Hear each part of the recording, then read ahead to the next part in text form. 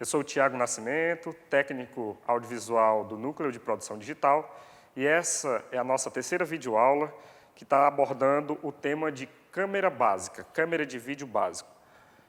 Nas aulas anteriores, a gente falou um pouquinho da característica da câmera, de como ela funciona, a tentativa da câmera imitar o nosso olhar, falamos das funcionalidades, do foco, do white balance, falamos dos tipos de objetivas, as suas características, e hoje a gente vai falar um pouquinho sobre a exposição, né? A exposição que é tão importante para uma realização audiovisual no que se trata da questão da câmera. Dentre os pontos da exposição, a gente vai falar um pouquinho sobre o ISO, sobre o ganho, sobre o ND, sobre o diafragma, sobre a velocidade do obturador. Então, nos acompanhe aí. Para falar de exposição, eu vou partir do princípio das minhas experiências, porque muitas vezes, tanto eu, acredito também que você se identifica com isso, nós tivemos uma falta de cuidado na hora de fazer essa captação, e com isso gerar imagens que nós consideramos, que nós chamamos de subexpostas ou superexpostas. Qual a diferença dessas duas características? A subexposta é aquela imagem quando a gente não ajusta corretamente a exposição e a gente tende a ter uma característica de imagem mais escura, fora do contexto natural do que a gente está enxergando.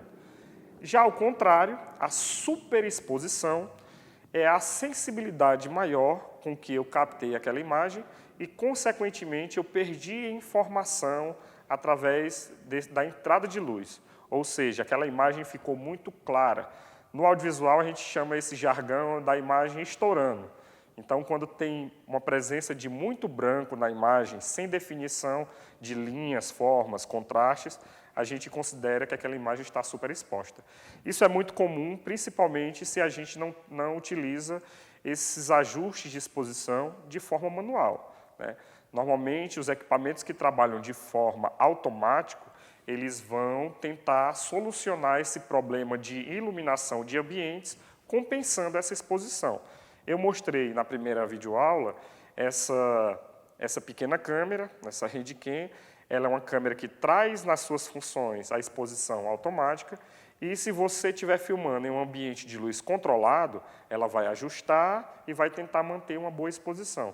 Porém, se eu mudar de ambiente, eu não tenho como fazer esse ajuste de forma manual, então ela vai passar por um período, um momento de transição, que isso pode ser que não seja tão satisfatório na minha captação. Então, preciso ter alguns cuidados se eu estiver retratando algo de forma profissional, tanto no uso das câmeras domésticas, das Handycams, como também do uso dos smartphones, das câmeras mais compactas. Então, um dos elementos que você vai trabalhar para ajustar de forma satisfatória a sua exposição é um elemento que nós chamamos de ISO. Eu vou mostrar aqui para vocês. Nas DSLR, aqui no caso eu estou com a Canon 6D, eu vou abrir aqui para vocês verem. E aqui na Canon, nas câmeras fotográficas, eu tenho um botão específico externo. Dependendo do modelo da câmera, isso pode ser acessado também através do menu. Eu seleciono o botão ISO, e aqui no visor vai me mostrar que ela está trabalhando com o ISO 100. Essa referência, o ISO 100, é o menor número do ISO, ou seja, o sensor ele não está sensibilizado. Então, nessa função do ISO 100, se eu estiver trabalhando com pouca luz, talvez eu não tenha uma boa imagem. A imagem vai estar escura. Então, se a imagem estiver escura, você vai tentar aumentar esse ISO. Então, aqui eu estou aumentando 125, 200, 250, 320, 400. Percebam que, na medida que eu vou ajustando, aqui o meu visor vai ficando mais claro. Eu vou colocar aqui ISO 800. Vocês percebem que no ISO 800 a imagem já está bem melhor exposta? Pronto. Então, no ISO 800 eu estou sensibilizando o sensor da câmera para que, através dessa iluminação, eu possa ter uma imagem satisfatória. Porém, existem alguns fatores que exigem cuidados. Quanto maior o número desse ISO, maior vai ser essa sensibilidade do sensor. Então, se essa câmera, o ISO mínimo dela é 100 e eu consigo subir esse ISO, o ideal é trabalhar até o ISO 800, o ISO 1200. A partir disso, essa imagem ela vai me trazer algumas características, como, por exemplo, a sujeira na imagem, o que a gente chama de grão, né? Esse jargão chamado grão, ele é muito utilizado no linguajar audiovisual. A imagem está meio suja, não sei se vocês já viram alguns filmes, ou até mesmo uma captação caseira. Se a gente estiver filmando em um ambiente com pouca luz, essa imagem ela tem uma tendência a fritar, né? A imagem seguinte, vocês vão ver essa sensibilização muito alta, usando um alto ISO, vocês vão perceber que o grão ele é aparente.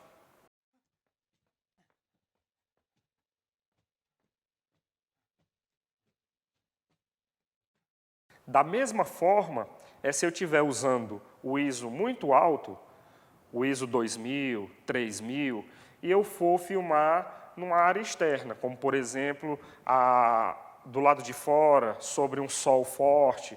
Então, essa minha imagem ela tem uma tendência a ficar super exposta, porque o sensor vai estar muito sensibilizado àquela quantidade enorme de luz que a câmera vai captar através da sua objetiva.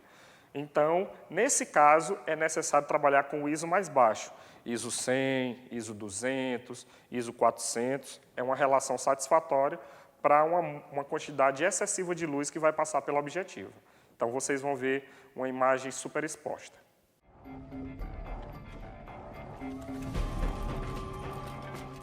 Feito o uso do ISO de forma pensada, planejada, com bastante prudência, né, tendo os devidos cuidados a partir da relação com a iluminação do ambiente que você vai estar filmando, existem as câmeras que trabalham com o que nós chamamos de ganho, né, que tem uma relação parecida com o ISO. Porém, diferente do ISO, que é uma sensibilidade, muitas vezes o ISO ele já vem da fotografia.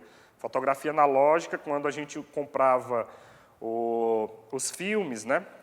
Os filmes negativos para fazer as fotos, você já comprava o filme com grau de sensibilidade. Por exemplo, eu cheguei a pegar o finalzinho do uso do filme, e quando a gente ia na loja para comprar, o vendedor pergunta: é filme para o dia ou é filme para a noite? Então, a emoção daquele filme, aquele negativo, já era pronta para o tipo de exposição que você iria trabalhar. Então, muitas vezes, se você não comprasse o negativo adequado para o tipo de fotografia que você gostaria de fazer, você poderia ter outros resultados. Se não fosse de uma forma natural, talvez não satisfatórios. Mas, na possibilidade de brincar, de experimentar, também valia muito a pena você fotografar com o ISO diferente e ter outras texturas. Mas, trazendo agora para as câmeras, no caso as camcorders, elas não trabalham com a relação de ISO parecido com a relação das câmeras fotográficas. Elas trabalham com a relação que nós chamamos de ganho. O ganho ele é um impulso eletrônico, né? É uma sensibilização através do mecanismo eletrônico da câmera. No caso desse modelo, eu vou mostrar aqui para vocês.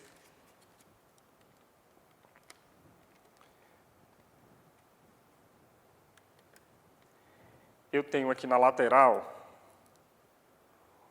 o botão do ganho. Esse modelo ele me permite trabalhar ou ganho ou ISO. Isso eu posso setar no menu.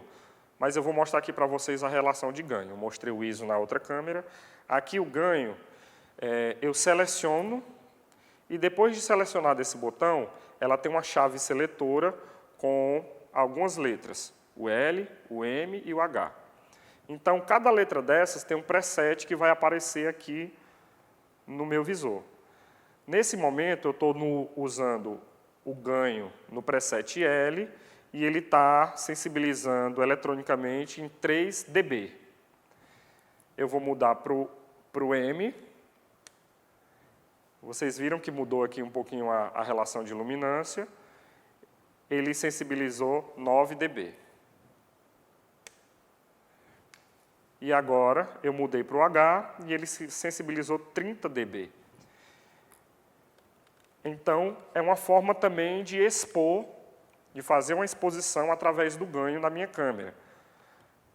Outra dica, o mesmo cuidado que eu preciso ter ao utilizar o ISO na câmera, na DSLR, por exemplo, na DSLR, eu preciso ter o cuidado com o uso do ganho na camcorder. Porque, como eu falei, o ganho ele é um impulso eletrônico, né? Ele vai tentar eletronicamente sensibilizar a câmera ao ponto de, com pouca iluminação, ela tentar aumentar essa luz de forma eletrônica.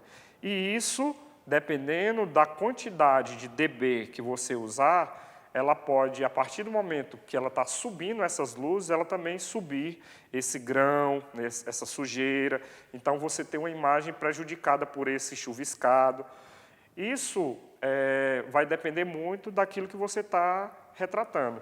Se, de fato, essa sujeira, esse ruído que a gente chama na imagem, ele não te causar nenhuma sensação de desconforto, não, é isso mesmo, eu quero uma imagem mais suja, isso faz parte da estética do meu filme, eu quero o meu filme mais sujo, mais ruidoso, então beleza, é satisfatório.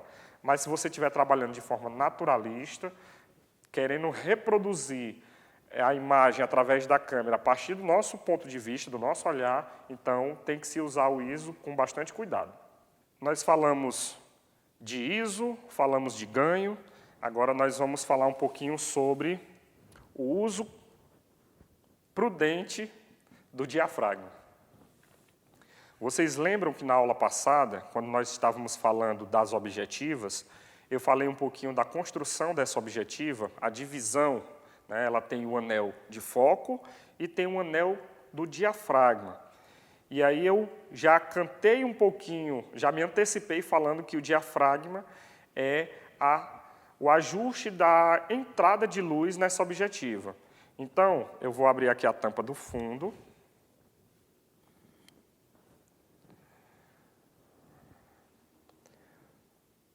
De onde vocês estão vendo, vocês percebem que vocês conseguem enxergar no final dessa objetiva. Isso demonstra que esse diafragma está todo aberto. O espaço onde a luz vai passar por dentro da objetiva, essa janela, está toda aberta. A partir do momento que eu vou ajustando esse anel, ele, consequentemente, vai diminuindo esse espaço, que é o espaço que a luz vai passar por dentro da objetiva e vai sensibilizar o sensor. Aqui o diafragma está todo aberto, o espaço que a luz vai passar, e na medida que eu for girando esse anel do diafragma, esse espaço vai diminuindo até ficar um pequeno orifício. Esse diafragma ele vai variar do mais fechado ao mais aberto. No caso dessa objetiva que eu tenho ela aqui na mão, é uma objetiva da marca Rokinon, é uma linha chamada Rokinon Cine. É uma objetiva manual. Eu consigo fazer o ajuste do diafragma na própria lente. Se difere dessa objetiva que eu estou usando aqui na Canon, que é uma 50 milímetros da própria Canon, eletrônica. Ela só vem com o anel do foco. Ela não vem com o anel do diafragma.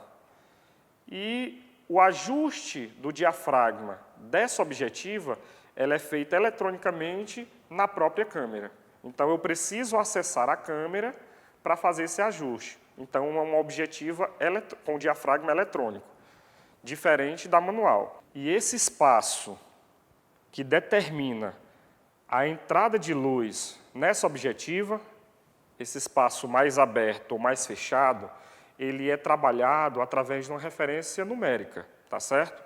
Então, quanto mais fechado for esse espaço, maior é a referência desse número. No caso dessa objetiva, o espaço mais fechado, onde vai passar pouca luz, ele é representado pelo f-stop 22. Então, lembra, o diafragma ele é representado pela letra F. Então, quando você vê uma lente, Tiago, vou comprar uma lente e nessa lente tem uma informação f1.4. Isso quer dizer que o diafragma mínimo dessa lente é 1.4. Ou seja, 1.4 é um diafragma todo aberto. Então, essa objetiva, por exemplo, se eu colocar, vou tirar aqui a tampa, se eu colocar ela em nessa lente 1.5, se eu colocar ela em 1.5, preste atenção, como ela está toda aberta. Vou virar assim, o espaço, 1.5. E se eu for fechar até o 22, 1.5, vou fechar até o 22, eu diminuo esse espaço. Na imagem seguinte, vocês vão ver um gráfico com a relação numérica de cada circunferência desse espaço dessa janela.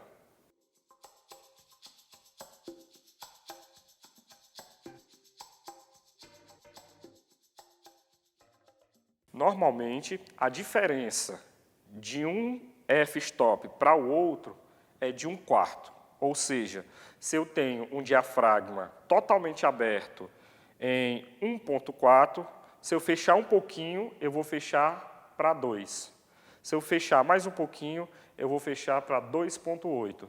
Se eu fechar mais um pouquinho, eu vou fechar para 4. Se eu fechar mais um pouquinho, 5.6 e assim sucessivamente. Sempre uma relação de 1/4. Isso é a capacidade de fechar o espaço de luz que vai sensibilizar o meu sensor. Então, cada espaço desse tem uma característica. Se eu abro demais o espaço, vai entrar muita luz, consequentemente vai sensibilizar mais o meu sensor. Então, eu tenho que ter muito cuidado ao usar o diafragma todo aberto. Eu vou procurar usar esse diafragma todo aberto em situações que eu tenha pouca luz. Então, em pouca luz, eu usei o ISO da câmera até 800, ou usei o ganho da câmera até 16 dB, e mesmo assim ainda ficou escuro. E se eu aumentar o ISO ou o ganho, vai granular, e eu não quero que granule, aí eu vou ajustar o diafragma. Vou abrir essa entrada de luz usando o f-stop mais baixo, no caso 1.4, 2.0, que ainda continua sendo um diafragma mais aberto. Então, eu preciso ter esse recurso que vai me auxiliar nessa entrada da luz. E, consequentemente, se eu estiver filmando num ambiente com muita luz, como eu já repeti, eu estou filmando a céu aberto, numa praia, por exemplo, e o meu ISO, já estou trabalhando com ISO muito baixo, ISO 100, ou 0 dB de ganho, e mesmo assim ainda está entrando muito a luz, a minha imagem ainda está muito super exposta, eu posso, fechando essa cortina, fechando esse diafragma e diminuindo esse espaço no qual a luz vai passar. Então, o uso desse diafragma, ele determina a relação de profundidade de campo. Aí, Tiago, mas tu usou um termo diferente, profundidade de campo. O que é isso? O campo está relacionado a tudo aquilo que a câmera enxerga. Então, se eu apontar a câmera para você nesse momento, todo o campo de visão que a câmera vai tá conseguindo captar naquele momento é chamado de campo focal. Dentro desse campo existe uma profundidade, um distanciamento. Dependendo do uso do meu diafragma, eu consigo tornar essas regiões mais ou menos focadas. Então, quando eu tenho um ponto específico, o meu foco ele está somente na ponta da mesa. E atrás da mesa não tem mais foco, até a câmera que está nos captando agora não tem mais foco, eu estou deste lado, o meu foco está aqui na ponta da mesa e depois da mesa não tem mais foco. Isso quer dizer que eu tenho pouca profundidade de campo. Para que isso aconteça, eu preciso estar com o meu diafragma todo aberto. Quanto mais aberto o diafragma, menor vai ser a zona de nitidez. Ou seja, eu vou ter foco na ponta da mesa, mas 2 passos para frente eu não tenho mais foco. Isso é uma característica do uso do diafragma todo aberto. Então, a gente precisa também ter esse cuidado. Se eu quero registrar uma pessoa estática, parada, num determinado ponto, não tem problema de eu usar o diafragma todo aberto. Esse f-stop mais baixo, 1.4, 2, 2.8. Agora, se essa pessoa vai se deslocar, vai se movimentar muito freneticamente, e eu quero acompanhá-la ajustando esse foco, então essa relação mais baixa do diafragma, da cortina toda aberta, vai dificultar eu ajustar esse foco, porque a zona de nitidez vai estar muito curta. Então, para isso, eu precisaria fechar essa janela, aumentando assim o meu f-stop. E aí eu consigo aumentar a minha zona de nitidez. Ainda falando de exposição, nós falamos sobre o ISO, falamos sobre o ganho, falamos do diafragma, no caso a lente manual, a possibilidade de trabalhar na própria câmera com a lente eletrônica. E agora a gente também vai partir para um outro elemento da exposição, que é chamado de obturador. Ele pode ser encontrado nas camcorders também como shutter. O obturador ou shutter, ele é a cortina que vai abrir ou fechar e determinar assim o tempo de exposição do sensor. Para vocês entenderem melhor, eu vou tirar aqui a objetiva. E vocês vão perceber que aqui dentro do bocal eu tenho um espelho. Esse espelho está conectado com o obturador, que é essa cortina que vai abrir e vai permitir com que a luz sensibilize o meu sensor, que está aqui no fundo da câmera.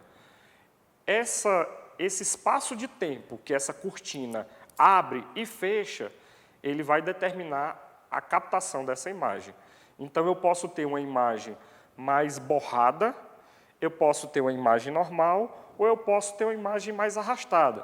Por exemplo, se eu quiser fotografar ou filmar uma corredeira, uma cachoeira, onde a água está correndo fluidamente, eu vou usar o recurso do obturador para tentar ou congelar essa imagem, tornar ela mais fluida, mais lenta, ou esfumaçar, deixar ela mais rápida. Às vezes também a gente vê muito nos filmes os carros à noite passando, os rastros de luzes.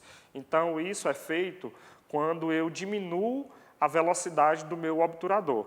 Então, vou mostrar aqui um exemplo com o bocal aberto. Não recomendo que vocês façam isso, mas eu vou usar isso como exemplo. Eu vou diminuir a velocidade do meu obturador e vou fazer uma foto. Percebam o tempo que essa janela vai abrir e fechar. Abriu, fechou. Então, o tempo que levou foi prolongado. Vou fazer novamente. Vou te fazer uma foto, a janela abriu e fechou. Agora, eu vou aumentar essa velocidade. Eu fiz com a velocidade mais lenta, vocês viram o tempo, e agora eu vou subir essa velocidade. Prestem atenção. Abriu e fechou muito mais rápido, não é isso? Esse é um exemplo da utilização do obturador na fotografia, tá certo? A cortina abriu, sensibiliza o sensor e fechou. Essa cortina que vai abrir e fechar, determinando o tempo que esse sensor vai ser exposto, ela está subdividida em baixa velocidade, velocidade média e velocidade alta. Nas baixas velocidades, eu consigo ter uma imagem mais arrastada, dependendo da quantidade de obturador que eu selecionar. Então, normalmente, a baixa velocidade ela está entre 1 e 30. Já a velocidade média, que é mais ou menos aquilo que o nosso olho humano consegue enxergar, ele está entre 30, entre 60 até 250. É o natural. E acima disso, 500 até 8.000, já é uma velocidade muito alta, onde muitas vezes os filmes que mostram cenas de perseguição de carro, para você ter uma riqueza de detalhes desse carro em movimento, é necessário subir essa velocidade. As transmissões, por exemplo, de TV, de Fórmula 1, para você ter a captação da velocidade daqueles carros que são muito rápidos, normalmente aquelas câmeras de televisão são setadas para o uso do obturador mais alto. Lembrando, quanto menor, mais baixo for o obturador, mais tempo de cortina aberta e mais luz vai passar. Consequentemente, eu torno a minha imagem mais clara. E se eu abrir e fechar mais vezes, menos luz vai passar, eu vou estar usando um obturador mais alto, porém a imagem vai se tornar um pouco mais escura. Então eu tenho que ter equilíbrio na escolha desse obturador. A imagem seguinte você vai perceber o uso desse obturador, mais lento, regular ou mais alto.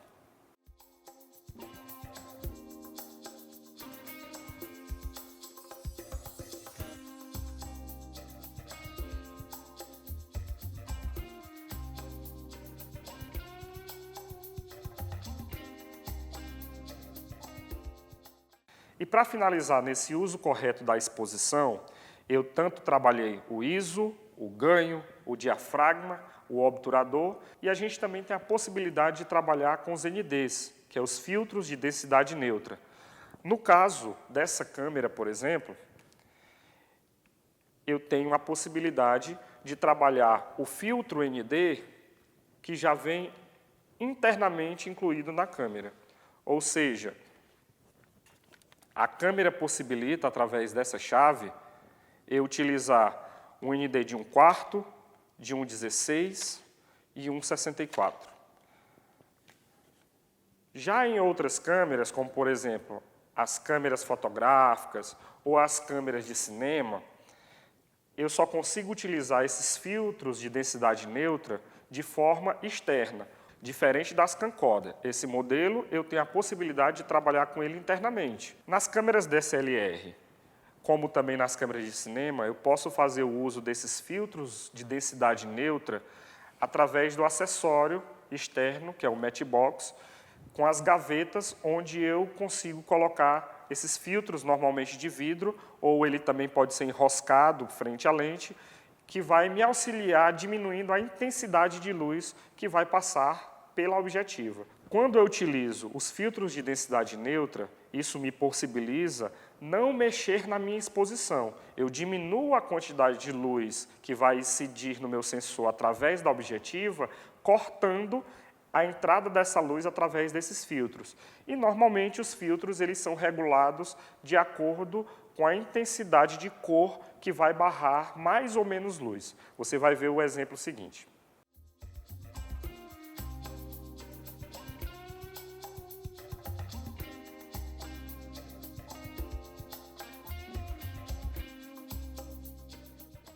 Então, na aula de hoje, a gente falou um pouco sobre a exposição, falamos do ISO, do ganho, do diafragma, do obturador, do uso do ND, enfim. Então, foi muito bacana e eu espero que na próxima aula você possa estar junto conosco. Vamos falar um pouco de composição, movimento de câmera, angulação. Então, espero você lá.